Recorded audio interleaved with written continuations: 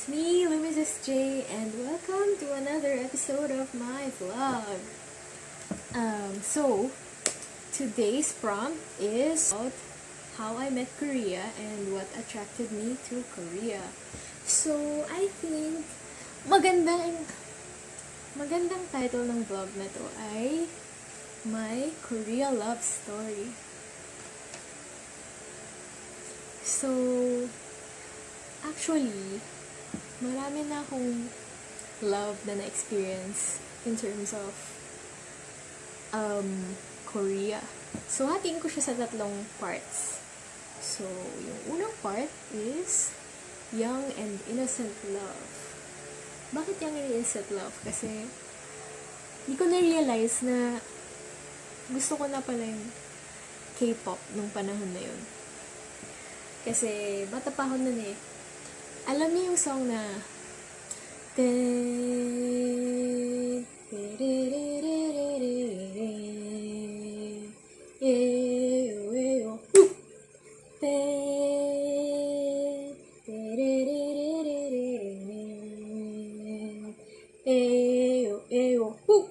So, yun lang.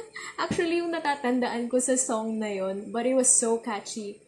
As in, ginamit pa ata siyang commercial jingle for a certain brand, phone brand dito sa Pilipinas. And all along, I thought it was Middle Eastern music. But a few years ago, nalaman ko na K-pop pala siya. And totoo nga, guys. I'll link the YouTube video below. And ma-amaze kayo kasi it was a female artist in the 2000s era. Tapos, ang galing niya rin sumayaw. So, that, and actually yung first encounter ko with Koreans was a group of visiting students na ka-age ko rin noon around mga 3rd grade. Each of us in the class was assigned to 2 or 3 Korean girls or boys. Tapos sa akin, na-assign 2 boys. But they were so shy. And so we tried to tour them around the campus or the school, I mean. But they were really shy. Siguro kasi, first time nga nila sa ibang bansa noon. Tapos, Pilipinas pa. So, hindi talaga sila familiar. But, ayun, mabait naman sila. Tapos, actually, binigyan nila ako ng mechanical pencil as a token. Tapos, sobrang appreciate ko yun. Isa yun sa mga favorite. Actually, naging favorite ko siyang mechanical pencil. Noong time na yun. And around grade school then, oh my god, I'm revealing my age. But, around that time, uso rin yung Full House. So, Full House was a K-drama. It's Star C, Rain, and Song Hye Kyo. So, kilig na kilig yung classmates ko noon. As in, kasi the acting was so good, siguro the story was so good. Hindi ko pa rin to napapanood actually. Pero yun yung sikat na K-drama dito sa Pilipinas yung panahon na yun. I think I should also mention what attracted me to Korea yung time na yun. In the first part, I think it was because very catchy lang din yung nila. Very catchy yung music. Like, it was really an earworm. And actually, yun lang alam ko sa Korea. So, I was really innocent about it. But, I love the song. So, hindi ko pala alam na K-pop standard na pala ako nun. Kahit hindi ko pa alam kung sino yung artist. So, that's the first part of my story. The second part, I would call it serendipitous love. Bakit serendipitous? Kasi, serendipity. I feel like it was meant to be. Yung nakakakilig. Yung hindi mo alam, yun na pala yun. Okay, so bakit serendipitous love? Actually, nag-a-attend lang ako ng isang educational fair in college. And at that time, I was really lost about my career, ganyan. And then, I decided on a random day to go to this educational fair. And it was really fun kasi I got to see which schools and universities offered scholarships. And tuwang-tuwa ako kasi they were offering scholarships for just language classes. And aside from that, nakakita ako ng ibang schools that were offering scholarships and courses for music production and performance and film. And at the time, it was so revolutionary to me na nagawa nilang maging very professional. I mean, nagawa nilang professionalized yung industry na yun. Or maybe not professionalized, but naging academic siya. So it could be taken one more step professionally, I guess, or para rin madali silang maka-collaborate with each other. They built institutions para maging mas madali yung gawin. So, that could also answer the question, what attracted me to Korea nung panahon na to. I think sobrang galing na kaya nilang mag-commit sa culture nila in terms of support, financial support, and creating institutions, creating events, cultural development. And I wish matuto rin dun yung Pilipinas kasi it's so powerful to make people happy.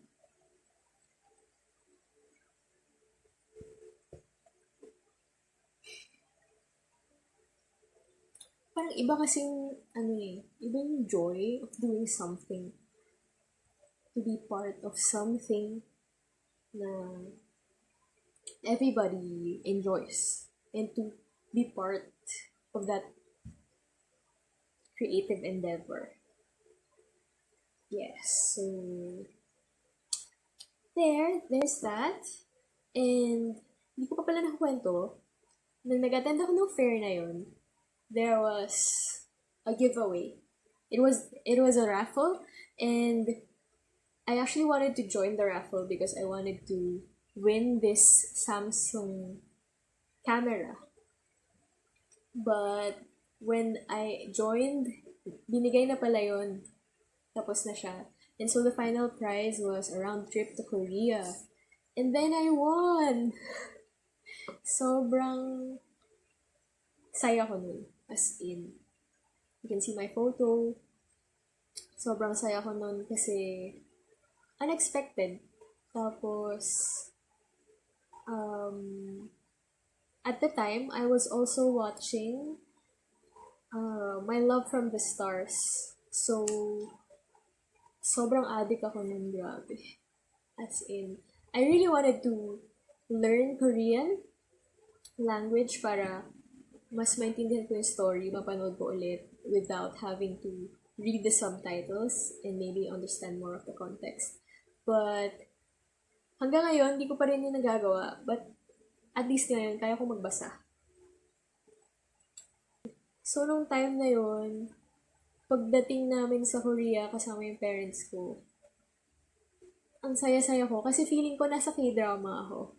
Ang galing kasi what you see on screen, may experience mo rin siya pag nandun ka. I mean, dun lang sa labas like sa streets or sa public park, ganun. Kasi, yun yung mga nabisita namin yung panahon na yun. And,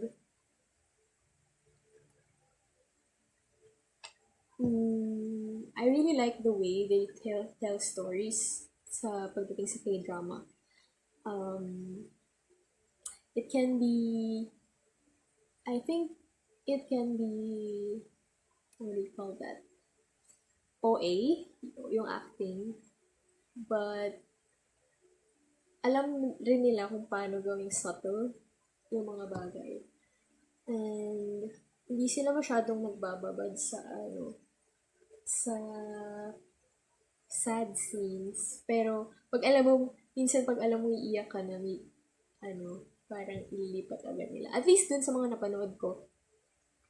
And, yung mga drama nila, hindi kasing haba ng Filipino drama. So, I think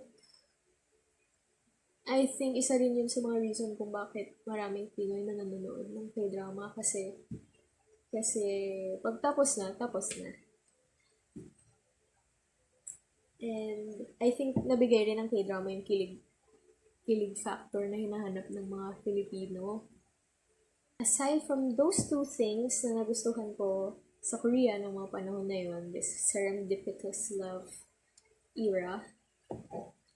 So there's the support for cultural development, K-drama storytelling, and the third is government service. Nung pumunta kami sa Korea, sobrang natuwa ako, na-amaze ako kasi ang ganda ng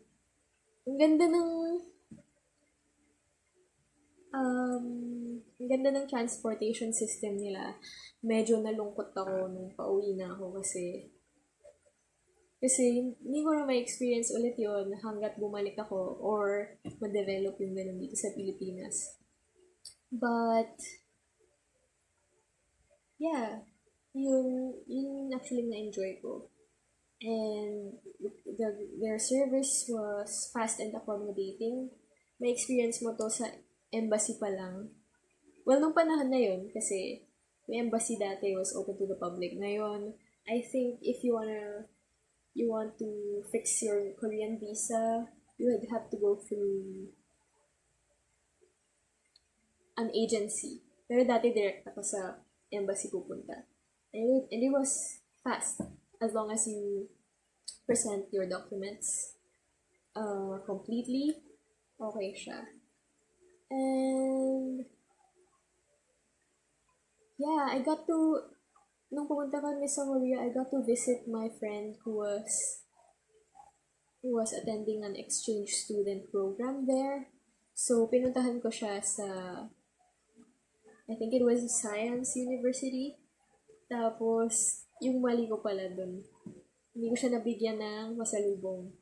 Kaya guys, kung may bibisitahin kayo sa Korea na Filipino, dalahan nyo ng pasalubong kahit chocolate lang, or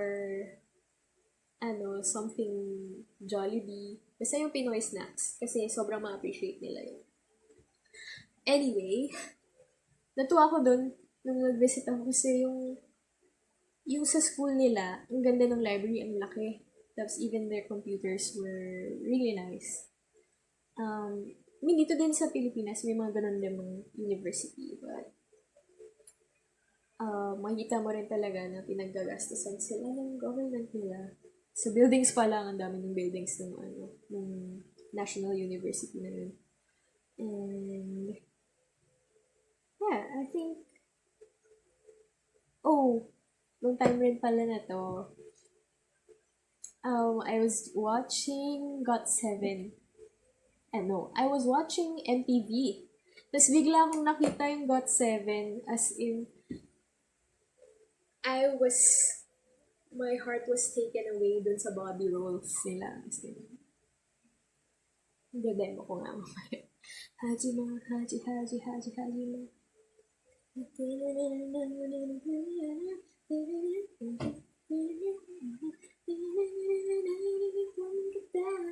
Hajima, haji, haji, haji, hajima.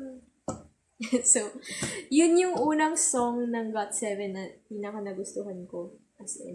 So, there's that for the second part.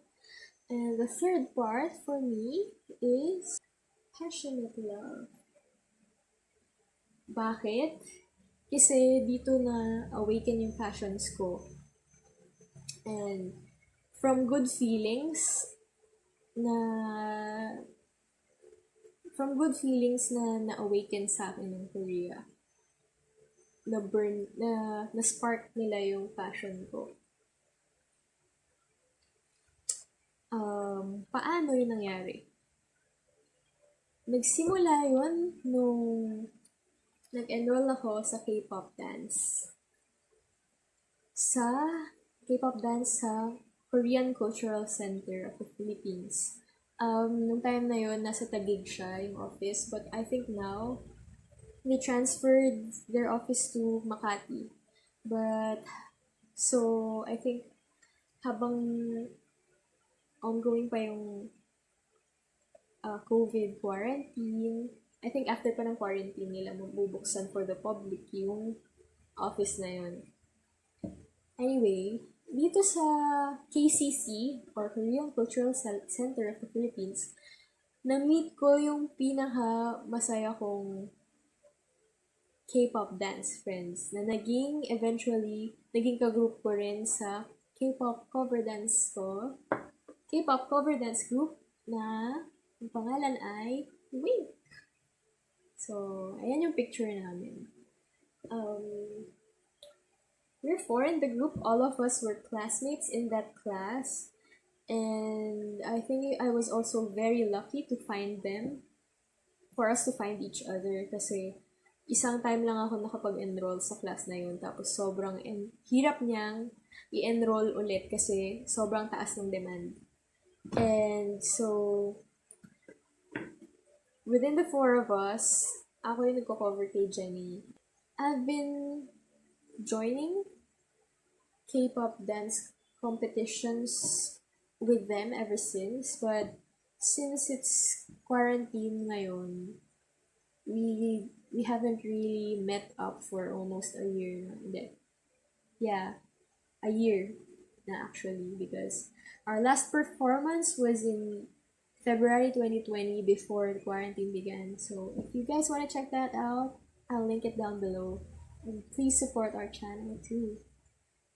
And yeah, so doon nagsimula yung dance passion ko, or yung passion ko in dancing. It's because of KCC.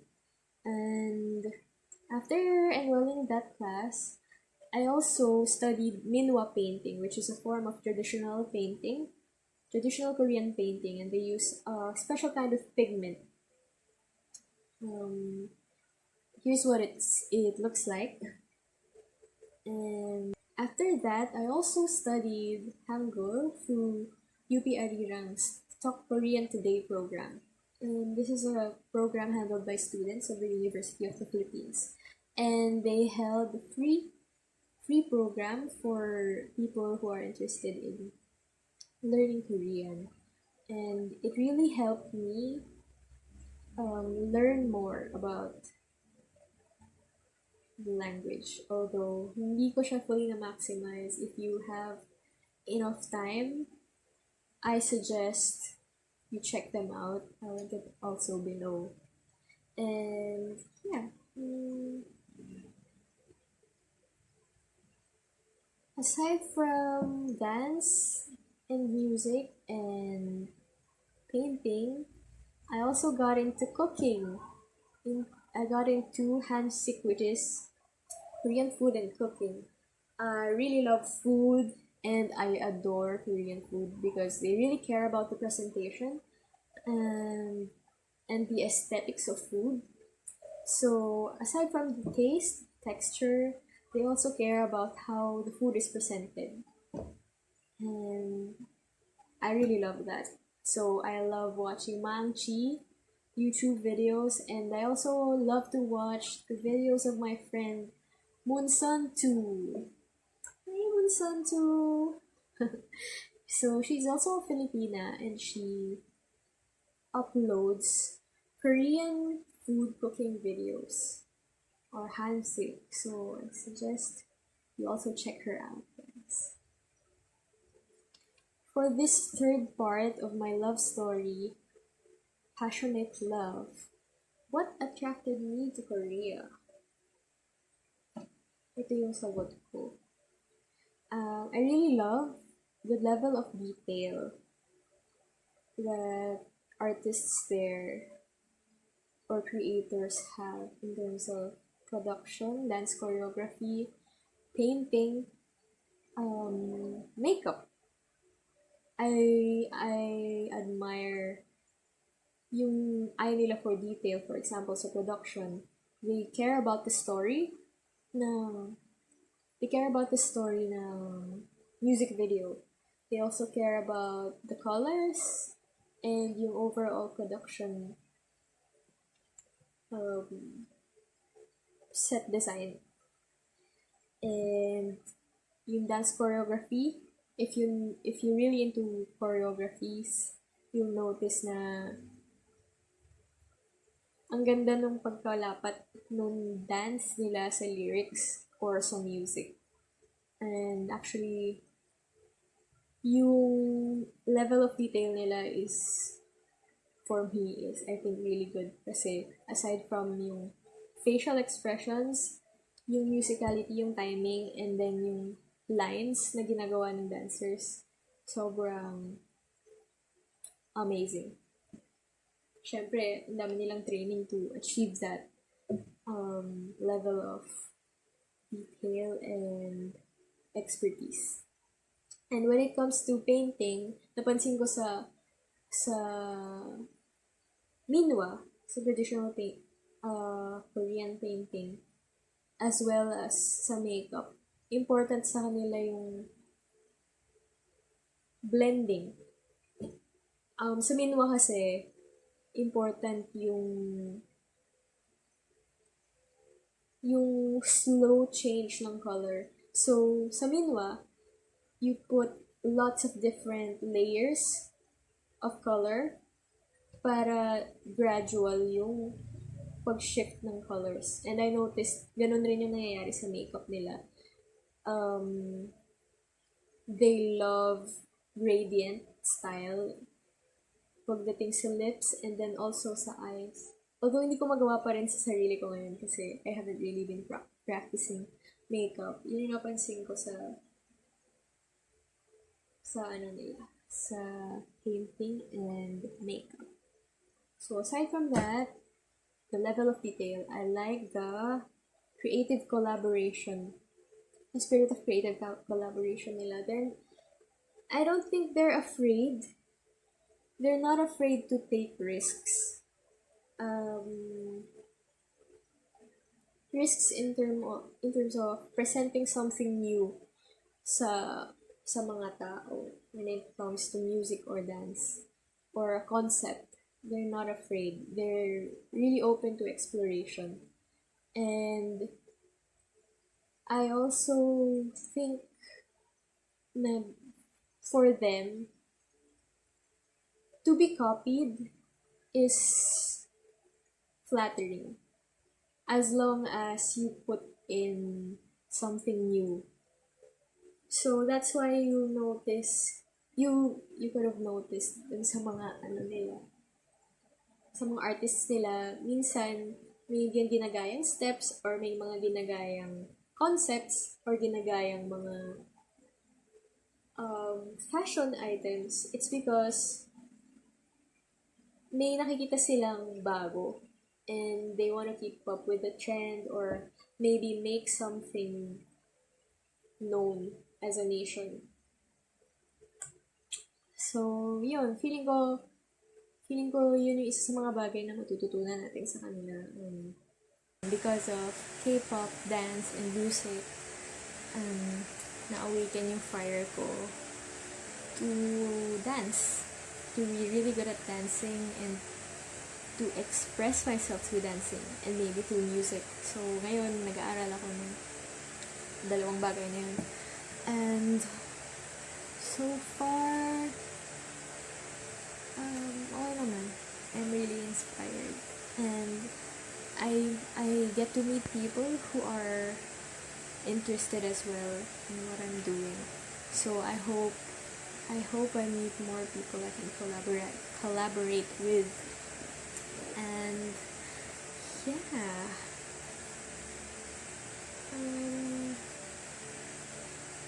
So now I do K-pop covers and K-pop song covers. And now because of K-pop. I also delved into dancehall because nung time na sikat yung Blackpink, ganyan. Kung sumisikat pa lang yung Blackpink, a lot of their choreographies were inspired by dancehall steps. And dancehall is a kind of community dancing na from Jamaica na sobrang daming kinontribute na dance steps, as in hindi tayo aware, pero a lot of steps from choreographies are from dancehall. So I'm also planning to make a video about that one with my coach. So I hope you watch that too. So that concludes my video for today, which is my Korea love story. What was the first thing that attracted you to Korea? I wanna read about it in the comments below. So yeah, comment lang kayo guys. I'll see you in my next vlog. Thank you for watching. Bye!